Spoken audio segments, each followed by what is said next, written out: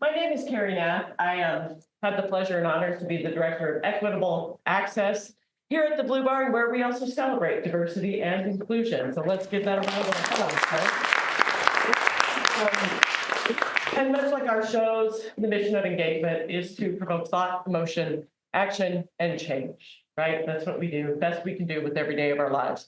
So I'm going to introduce a very special person who's going to introduce another very special person. We're going to have a great conversation about what you just saw, right? A tremendous production of Appropriate. So I have to make notes because I'm old. Okay. This is our dramaturg for this show, Beaufield Berry. Needs no introduction, in the Omaha area. Yes. It's our dramaturg for Appropriate, but also you may have caught the production Red Summer. That was written by Bo, that was produced here at Blue Barn as well. You may have seen her at Great Plains Theater Commons in many participations there, or around just a few things. You'll see her full bio in the program. Philadelphia Spark Fest, Manhattan Rep, in the Upper Room, production of her play In the Upper Room at Denver Performing Arts Center, and has been commissioned to write a musical based on the life of Josephine Baker to premiere on Broadway.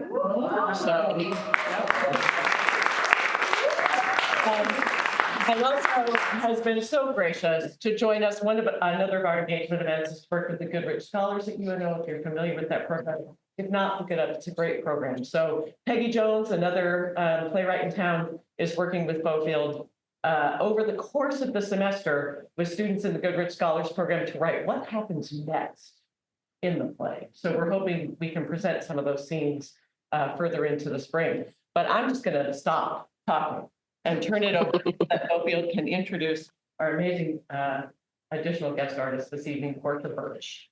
Thank you. Thank you so much, Carrie. Yes, I am delighted to introduce my friend, Portia. And one of my favorite things about Omaha is that we get to do things like meet on a random party bus 17 years ago, going to a gay club, and my nickname, what's my nickname, Portia? Butterscotch Princess. Butterscotch Goddess. That's my phone. And we also get to, we run an online community together called True Blue Progressive Women in Omaha. And we've moderated that from, I think, 2020 and beyond. And now our work coincides again in this production. Portia is an activist and abolitionist, an educator and a strategist. You can follow her on TikTok and on Instagram under Portia Noir. And she's got just a massive following. And I think that it really speaks to her heart and her honesty and the way that she connects with people from different backgrounds with really, what's the right word? Raw. I lead from grace. Probably the best way to say it. Yeah, I love that, because she gives a lot of people who coming in for the first time, like their entry point into talking about race, she doesn't sugarcoat it, but she's going to hold your hand through it at the same time. So that's what I love about P. And I think that is exactly what we need when we're discussing a play like Appropriate, which has so many different tender facets to it, that it's also approached with that same rawness.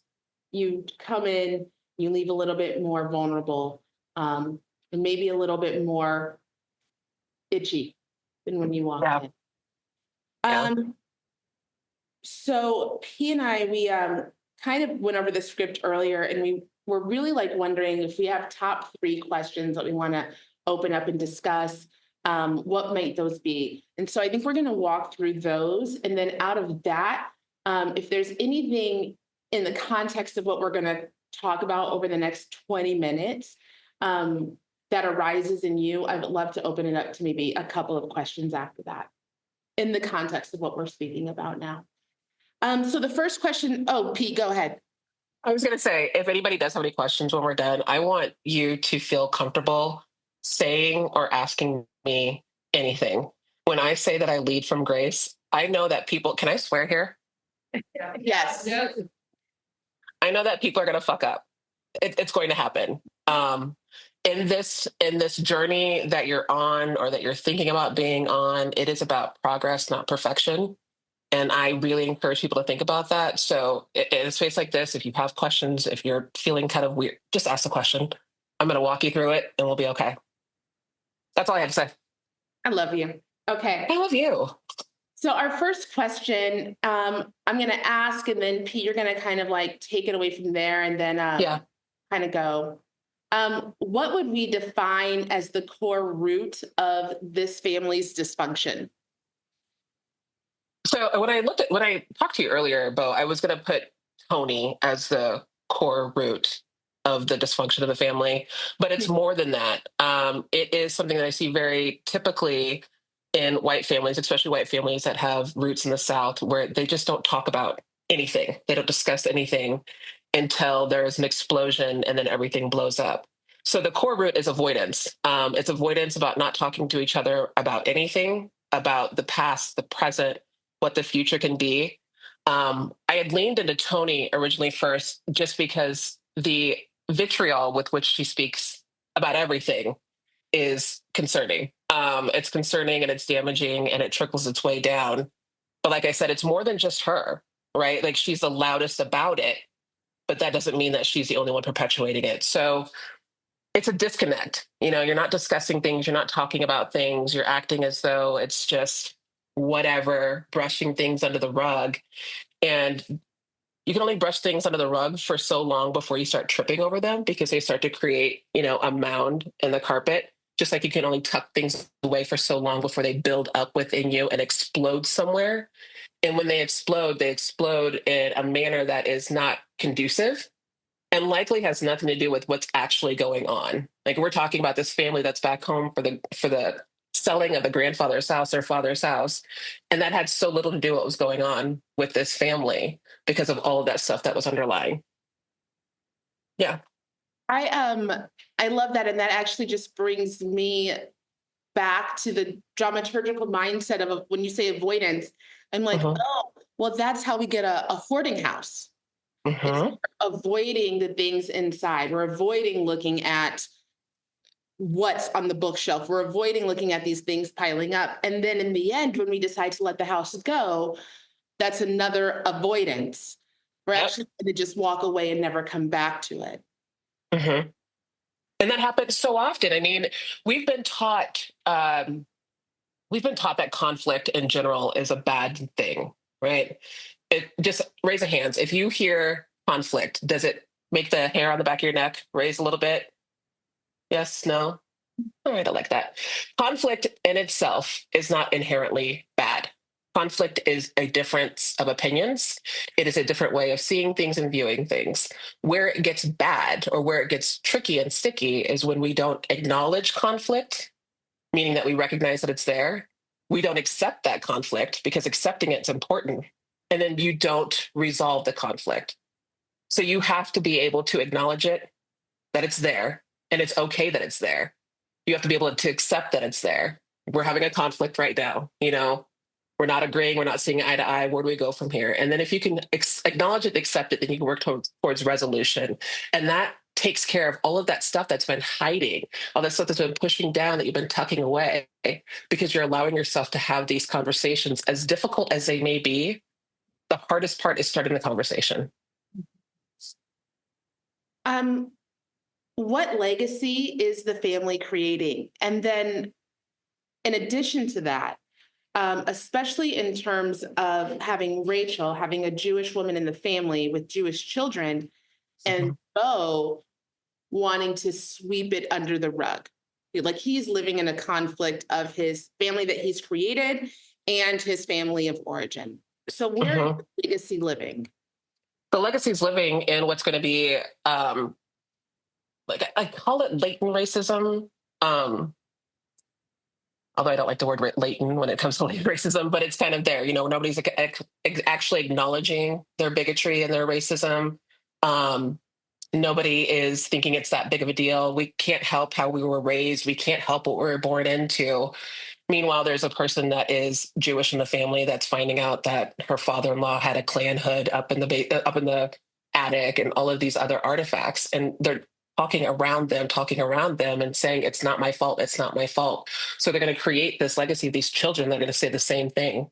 You know, you had Tony's son that then called Rachel a Jewish bitch. Heard it somewhere. That didn't just come from anywhere. And so that's going to carry on. And then they're going to teach their kids that, and they're going to teach their kids that. And it's going to be a lot of ongoing bigotry that could have been stopped at some point. But this is now their legacy. They're finding out this about their father, and they're doing nothing new with this information. They're acting as though it's not a big deal. You can always change your mind. And that was the opportunity they had with this, is they had new information, they found out something new, and they had the opportunity to change the trajectory of how the family works and talks and what they strive to be. And they chose not to. You know, I wonder if that also goes back to Bo and Rachel's daughter. You know, I'm almost an adult. Like I've seen porn. You know, she's got all of these I'm close to adulthood. I'm 13. I remember telling my mother that exact same thing. I did too. I said, I can go see Pulp Fiction. I'm 13. But Rachel's a very protective mother. She is a very protective mother. So instead of opening this conversation around, let's talk about what we see in these pictures, she's like, you didn't see the pictures. And so the whole family is like, nobody saw these. You can't see these. You didn't see these. So that avoidance just continues to grow. Right. It's like, I've heard conversations, you know, where people say they don't want to talk to their children about things. They're too young and they want to keep them innocent and keep them protected, or they don't want to have them hear about this violence.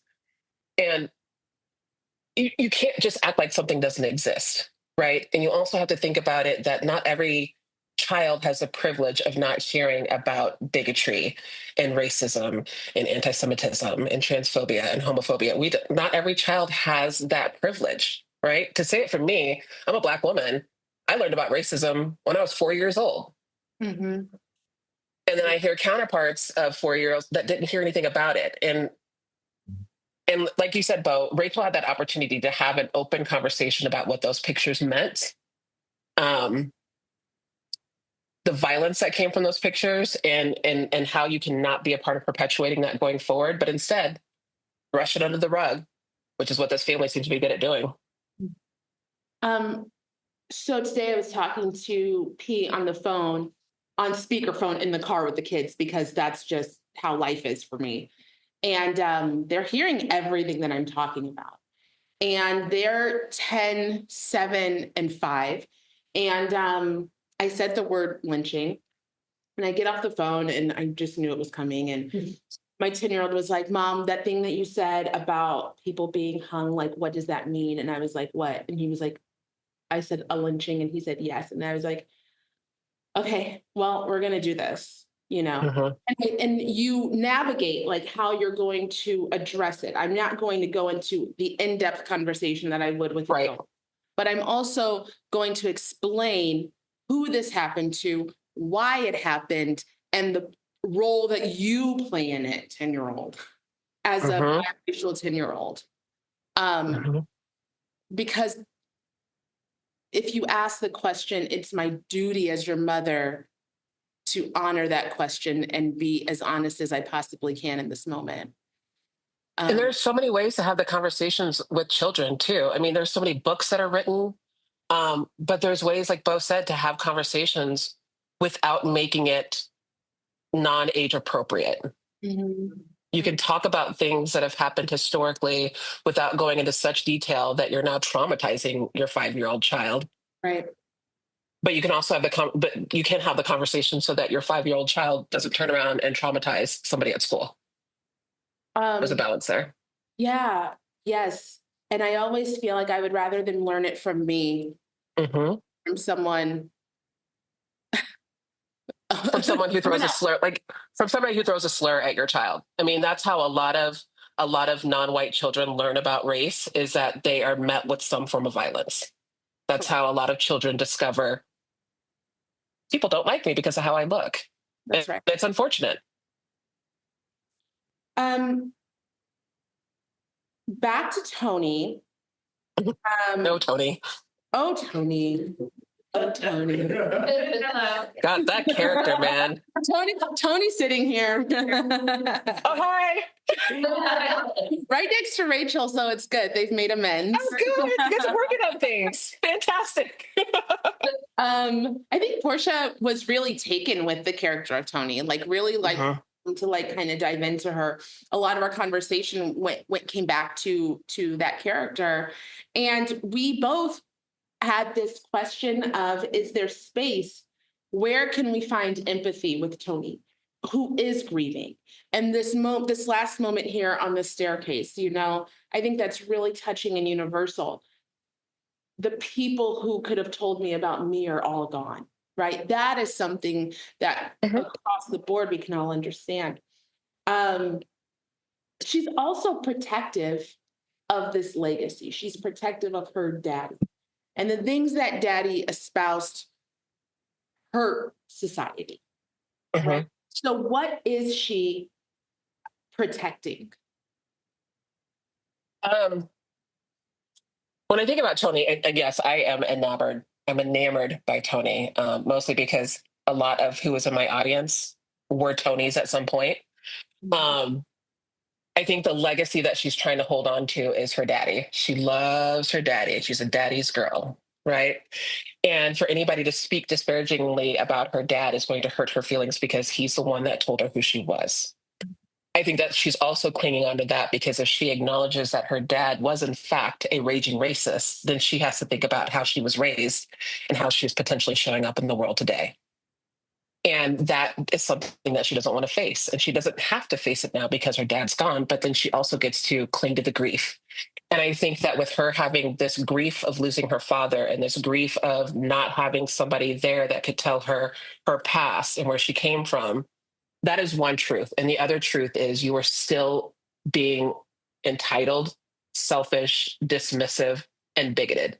Both of those things can happen at the same time. They can exist at the same time. And when I think of a space of empathy for Tony, I struggle. I struggle, and I struggle because while there can be those two truths, one of them is terrible, and one of them is damaging, and one of them is causing harm to people, to the family, to people outside of the family. And if I were to be with a Tony in real life, I would invite her to say, let's sit with your grief for a minute. Let's sit with your grief. Don't try to make it somebody else's grief. Don't try to bring on your family. This is your grief right now. This is your relationship that you're missing. And then also acknowledge that how you're acting in response to your grief is affecting everybody else around you. And that spot for empathy shrinks and shrinks and shrinks because now the shared experience is different. They all lost their father. All the kids lost their grandfather. But Tony's taking up so much space with all of her rage and anger and vitriol that it makes it difficult for the other family to empathize with the grief that she's having. And we see that every day in life. You know, you see like shared experiences and people will respond a certain way. And the way that they respond is so self-absorbed, so centering, so individualistic that even though there are other people that share that same pain, they won't allow that in to go through it together because it's what about me? The worst possible thing happened to me and it couldn't happen to anybody else and you would never be able to understand it. And therefore, F off, you know? Yeah. And that's where that is. It's like the empathy can be there, but it's tricky. It's tricky. And empathy to me is a gift. I believe in empathy, sympathy, and compassion. I think that empathy is something that you can have when you share an experience like this family that's grieving. Sympathy to me is where you can have space and grace for somebody that's going through something that you haven't experienced, but you might experience. And then compassion is it's just having that all-encompassing care for whether or not you're going to experience it at all. And so there is a space for empathy in this family. She's shrinking that space by being who she is. Leanne, how does that sit with you being with Tony every night? Jill was just asking that. I think you're right on, Dee, with everything you're saying. I mean, absolutely, those are things that I've had to really work through that. And it was hard to do that in rehearsal process. But now that I've worked through that, I feel not as all encompassing in my regular life anymore, now that I'm to the performance part. So Mhm. for that month of rehearsal, it was very good. Lots of, That's a lot to take on, that role. Like, a lot of respect to you, because that is a difficult role to play. Yeah. If that's not who you are in everyday life. And I commend you for that, and for you specifically, and actually for any of the characters in the play. I really encourage you to take what you're learning in these roles.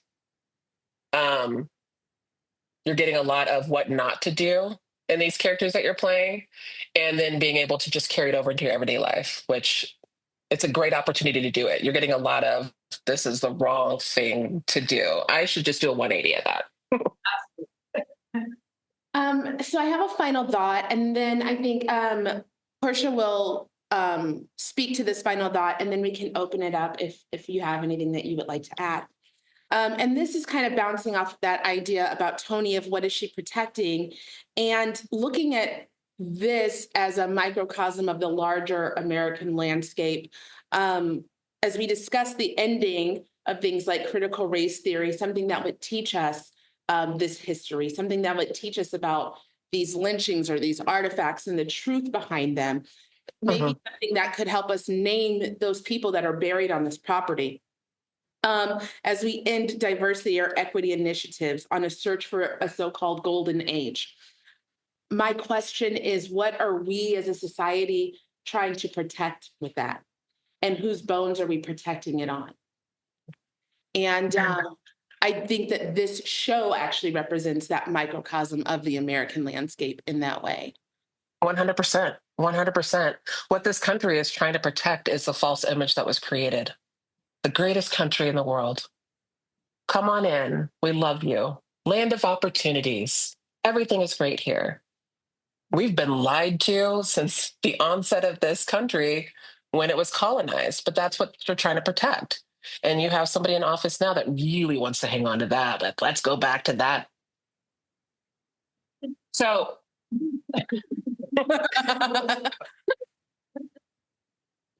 oh God, it makes you so mad. So that's what's trying to be hung on to. That's what's trying to be clinging to. And with the removal of a lot of the DEI initiatives, it's very obviously anti-Black.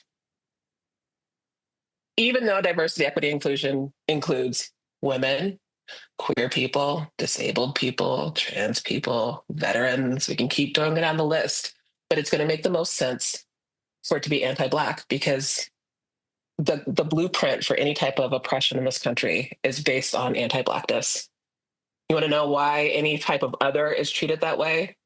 It's because Black people are in that group. We're at the intersection of every single identity.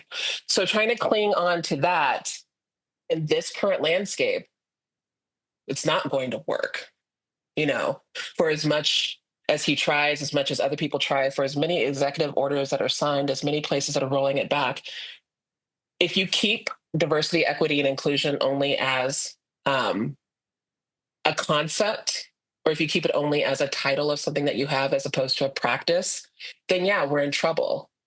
But you can exercise diversity in any single way without a program. You can exercise equity. You can exercise inclusion. This is just really being a decent human being. That's what it comes down to. When we're talking about decolonizing and being an anti-racist, it just comes down to being a decent human being. But that's not what this country was built on. It's clinging to a lie. That's what I can say. It's clinging to a lie that was created to make this country seem like it was better than it was. And since that onset, it's been fighting to try and make it better while dismissing a large portion of who's in this country. You can't make this country great by saying some of you don't deserve this and some of you don't deserve that. It just will never work. And with that, I would love to open it up. If there's any questions or additional ideas or. it was such a thought-provoking play. But the thing that strikes me most about it is how that book of lynching photographs was a catalyst for everything, and also a barometer of where each individual character was in their progression toward understanding. You know, at its, you know, Rachel was obviously the most woke, if we want to use that silly word, woke. But you know, that book of photographs was everything from being something that was denied to, more shockingly and viscerally appalling to me, being monetized Yes. in a way that continues the violence. Correct. Yes. Yes. At the point, I am. that was a tipping point to me when it became monetized, like the sickening place in the pit of my stomach, just like it swelled. And I found it to be a really striking thing that the playwright did to shift it from this uncomfortable and awkward object, where very few moments did any of this family humanize the subjects of these photographs. Like, that was kind of shocking that no one attempted to really humanize the individual people that were victimized in the photos. And then it became, with the child, something salacious that she might photograph and share on social media. Moment of complete shock. And then to even top that, the Beau character is gleeful in his prospects for monetizing it. It was an incredible catalyst to tell the story of this family's racist history and it continued active racism, or simply being ignorant, willfully ignorant, or just plain ignorant about what that book was and what it meant. So that's not a question, it's more of a comment. No, I love that comment. I love that comment. And it brings me back to Beau asking, you know, whose bones are we building this on? And Black bones, right? If there's something that is going to happen, is people are going to try to monetize off of pain in general, but Black pain is really popular to monetize. You know, stories like this where you find these artifacts and your first thought is, how much money can I get for them? Meanwhile, these are actual people in these photographs. These are actual jars of body parts, and they're worried about how much money they can get. You know, taking it to social media, showing these people what they have, not caring about the fact that Cassidy was stunted when Rachel said, well, when River said, don't let your friends just see this without wanting to see it. She was willing to just upload it and have this exposed to everybody. Yeah. And then you think about, like, in real life, people having weddings at plantations. That's a fun thing to do, isn't it? So it's built off the bones of the people that have experienced the violence, whether it's the lynchings, whether it's anybody else that experienced the Klan, which could be Jewish people at the time, Italian people, anybody. But the first instinct was, how can I monetize this? And they felt like they deserved that because the house was so, you know, upside down with all the debt and everything. They figured, look, that's history. That's legacy is going to save us. What? Yeah. I think to that same point, I think it shows not only this generational divide with Cassidy, you know, and the all just upload, it's no big deal. Well, it's not, because Cassidy's grown up with Michael Brown. She's grown up watching Black people be murdered on television. So what way is that any different than when we would take photographs of lynchings and send them across the country? It's really the same thing. At the heart of it is the dehumanization of the Black body. And I think in that way, I think maybe that is the playwright's intention, is that it's really all the same thing. It is. It is. It takes a special level of dehumanizing to look at anything like that, to see anything like that, and to not be affected by it in some way physically, and then to not have your first concern be with that person. Whether, they're not here, obviously, but they're still a person that went through something horribly violent. Mhm. And if that is not a concern at all, that's concerning to me. It's concerning to me, the level of or the capacity people have for dehumanizing others. Yes, John, hi. Hi. So I'm gonna push back just a little bit. Because it wasn't their first instinct. Their first instinct was repulsion and abhorrence. Mm-hmm. And they were devastated by what they saw. Mm-hmm. And then what we saw was the transformation that I would, as a former business owner, but also as someone who lives in our society, place at the feet of capitalism. Mm-hmm. Say the reason why Bo changed his perspective is because of his financial precariousness situation. And yes, he has this historical baggage. Yes, he has all of these things. And we have a system that perpetuates the utilization of Black and brown bodies for capitalist purposes. Mm-hmm.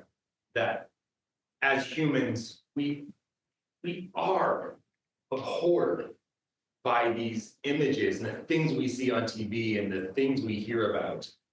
And then because of the society we live in, because of the situation, it becomes normalized and it becomes capitalized.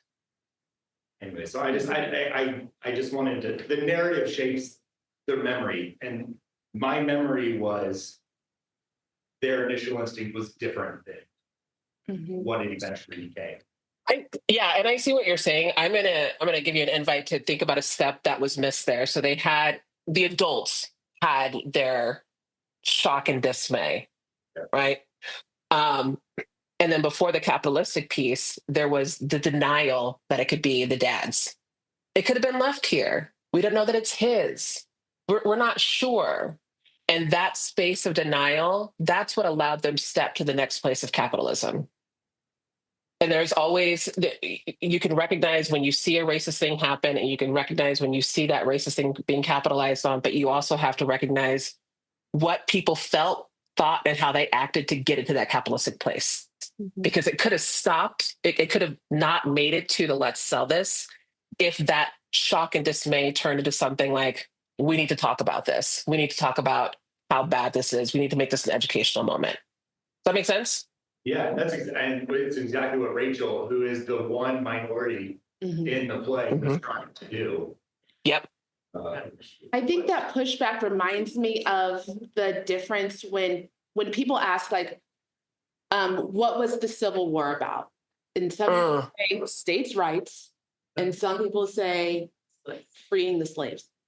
And that is really that divide in, maybe it's a cultural divide within our American culture. Maybe it's the way that you were raised.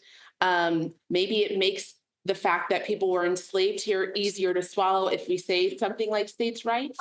But I think that really breaks down that capitalistic side of America and that humanity-centered side of America, right? And that is the divide that quakes inside of the house and inside of that question and inside of the way that one audience member may view it versus another audience member may view it. There is that, I mean, I think I've had, I don't know, those when you're you're playing a drinking game and then somebody starts trying to push buttons and then they're like, so what was slavery really about? It was about right, Bo. I'm like, okay, you got me. Good one. You got me. And we're approaching it from two different, because that's not a wrong answer. No. But it's not my answer. And my answer is also not wrong. And so how do we bridge that gap? You know what it makes me think of is you bridge the gap by having the two truths. More than one thing can be true at once. One thing that if you walk out of here and the only thing that you take from me is to let go of binary thinking, let go of the fact that it's one or the other, that it is only one right way, let go of that, and that is characteristic of white supremacy, and there's no need for that. Multiple things can exist at once, right? So the Civil War was about states' rights. It was also about freeing the slaves. And it can be easy to believe it's about states' rights if you weren't directly affected by slavery. If you're not somebody who is a descendant of somebody who was an enslaved, then it makes more sense to think about the Civil War being about states' rights because that's what your ancestors were thinking about. Mhm. You have people that are descendants of enslaved people, and we're going to think it's about the end of slavery. Both of those things are true. You can bridge the gap by thinking that any type of war that we're thinking about, a class war, a societal war, gender wars, anything like that, there's always going to have the race component as well. And it's okay. It is okay to acknowledge that the experiences are different between Black people, white people, Indigenous people, and other people of the global majority. They're different. And if you try to act like they're not, then that's where you have a lot of the binary thinking. Well, it can only be one or the other. It can only be this. It can only be that. So many things are true at the same time. Let's do one more if we have one. I got Francisco back here. What, with how everything is now, and with CRT and DEI, being phased out by this current government regime, what is the future, and what can we do just to not let these things go away? The first thing I can say is I hate the word resist right now because it's being used in a really weird word, but resist what you're seeing. Resist what you're being told. These things that are being rolled back, again, they're being rolled back in name only. Rolled back in name only. So you can't have a DEI group. Fine. Can you still be diverse in how you hire, how you have people participate? You have to think beyond these rules that are set in place or these commandments, as though he would like to be them called. All of these things are just showing ways to try to exercise power that's not actually there. Nobody can stop you from being anti-racist. Nobody can stop you from not being homophobic. Nobody can stop you from not being queerphobic. Nobody can stop you from not being anti-Semitic, right? So what it becomes more of a lot of praxis than theory. In theory, we're being told DEI is being taken away. Critical race theory is no longer a thing. We're not talking about diversity. We're not talking about inclusion. All this has to go away. That's the theory. But your praxis does not have to stick with that. Take away diversity? Okay, fine. I'm going to go out and hire 3 more diverse people simply because you told me that I can't. Mm-hmm. I think for me, it's furthering your education. Yes. On your own. Before your Google goes away or your facts are stripped from you. And this is what I told my children during that conversation today. I said, it's important that I tell you this because there are people who don't want you to know this. And right. I have to be a steward for our American history. Yep. I care deeply about our collective American history because I do not want that to be our collective American future. And so we have to dig in and by being, well, I liked that, stewards of our American history. Yeah, I'm gonna get T-shirts. Yeah. Excellent. I think, yeah, that's cute. I will. I like it. I think that's the greatest duty that we can give ourselves and our next generation and our society, honestly. Yeah, I think that the action item I would say, was it Francisco that asked that question? Yeah, he's our assistant. Okay. Well, hi. I would say the action item that I have for anybody in here is to look at the books that you have at home, see how many Black authors that you have, and then double that. If you are on social media, see how many Black creators that you follow, and then double that. I I would immerse yourself more in as much information as you can get right now. Find what you can. There is so much information out there. There are people like me that do content that speak about American history. I'm not a historian. That's not my jam. But I do work with people trying to be active anti-racist. There are people that teach more about being equitable in the workplace, people that teach more about teaching how to be anti-racist as a parent to your children. There are so many people out there that are doing this work right now already because we want to be impactful, because we are stewards of our American history. And in a world, in a country right now that is doing so much to shut people like me up, push back and listen to us that much more. Immerse yourself. Just step outside of what you have felt is your comfort zone and try something new. Portia, thank you so much. Thank you all for coming. Thank you all. Thank you so much. This is lovely. In the front lobby, we do have some books that I curated for this experience. Some of those are, I think they're all by Black authors. Some of them are historical, some historical fiction. So you can kind of look at that list. It may also be in the program. Yep. And thank you to Portia. You can follow Portia at Portia Noir on TikTok and Instagram.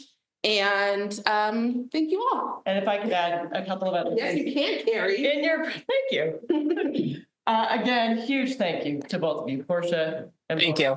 And there are also links throughout the program where you can find Black-owned businesses to support Black restaurants, to support how to support our other rich cultural diversity here in the city of Omaha. So make sure to keep that program with you. And there are more books where those books came from. So, as far as increasing your authors, let us be a conduit for that. That's what we want to be as a platform, to be able to share the information. So the other thing I would love is if you have any, Portia or Beaufield, any references you want to share that we can then send out to all of you for different ways to engage and educate and interact. I'll email you some stuff.